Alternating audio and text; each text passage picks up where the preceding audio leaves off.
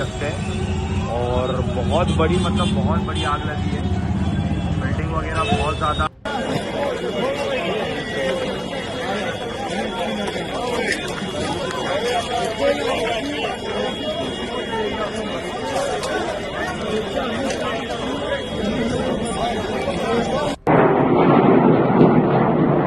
Parts of Tel Aviv went dark, not from a power cut caused by maintenance or bad weather, but from Iranian ballistic missiles hitting Israel's electricity infrastructure in what the IRGC described as a deliberate campaign to cripple the country's energy supply.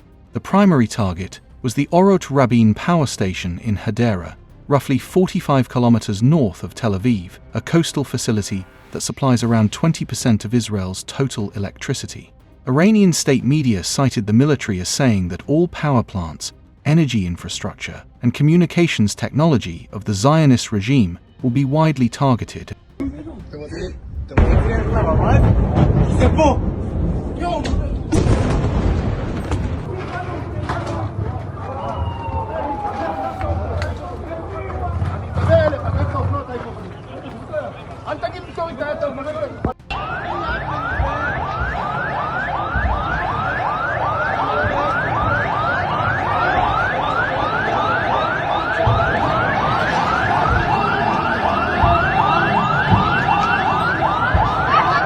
Israel's Electric Corporation said no damage was caused to its infrastructure in that specific attack, but the missile that arrived near the facility was close enough, and the intent behind it was clear enough, that the threat could no longer be dismissed as rhetoric. Iran had been warning this moment was coming for days. Its parliament speaker, Mohammad Bagher Ghalibaf, posted publicly that if Iran's own power plants were targeted, vital infrastructure across the entire region would be considered legitimate targets and would be irreversibly destroyed.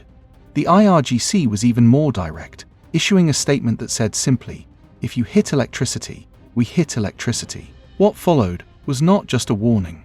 Iran began systematically following through on it, firing ballistic missiles at Israeli power stations, while simultaneously launching strikes on energy infrastructure across the Gulf, hitting oil refineries in Kuwait and Saudi Arabia, attacking desalination facilities, and threatening to mine the entire Persian Gulf if operations against Iranian territory continue to escalate.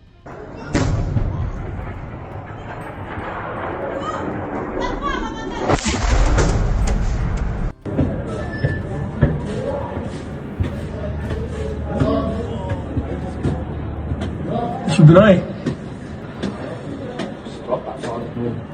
نعطيها سمعت صوتكم منها بعد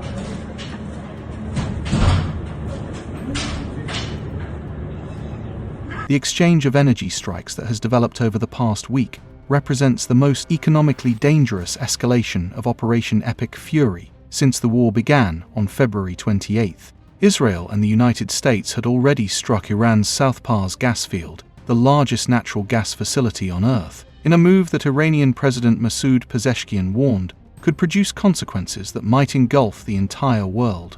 They had hit fuel depots and oil storage sites in Tehran and the Alborz province.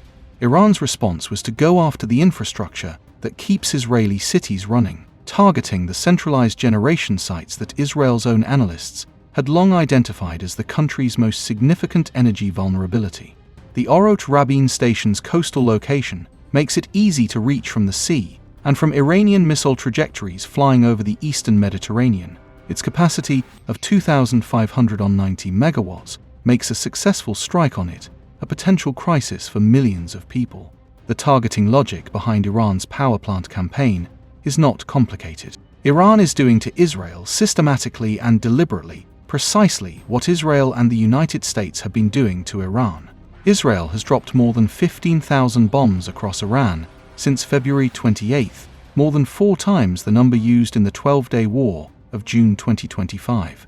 It has hit nuclear sites, missile factories, naval facilities, and leadership compounds. It has been targeting the institutions, leaders, and infrastructure that make Iran function, with the stated goal of making civilian life uncomfortable enough to produce internal pressure on the government.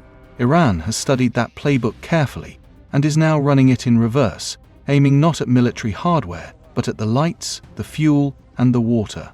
The desalination angle is the one that carries the most alarming implications for the wider region.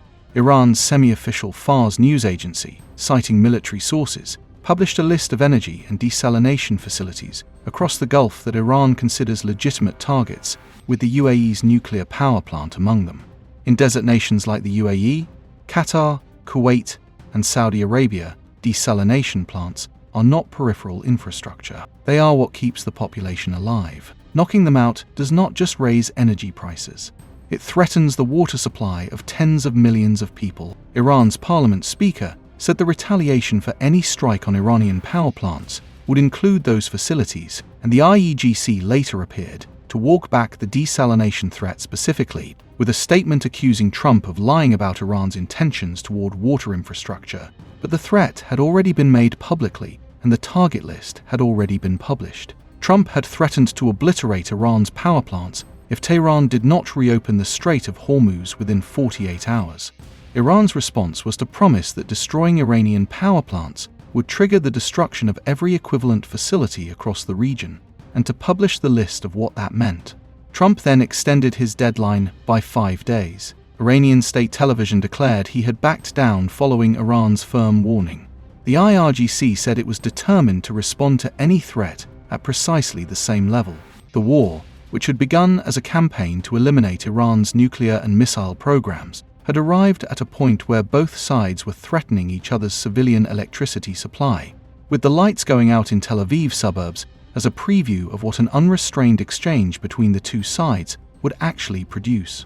Israel has since authorized calling up 400,000 additional military reservists. Its defense minister confirmed that a new series of strike targets in both Iran and Lebanon had been approved. The IDF said it had destroyed Iran's only facility for developing submarines, located in Isfahan, and Iran, for its part, confirmed receipt of a US peace proposal through intermediaries, with Turkey and Pakistan both mentioned as possible venues for negotiations.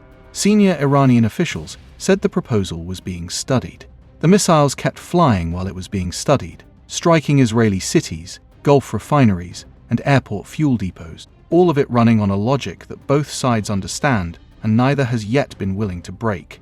The IRGC put its position in 5 words that cut through every diplomatic statement issued by every intermediary trying to find a way out of this war. If you hit electricity, we hit electricity. The lights that went out in Tel Aviv's suburbs were Iran's opening demonstration of what that promise looks like in practice. Whether Israel and the United States decide the exchange is worth continuing is the question that the next phase of negotiations and the next wave of missiles will answer.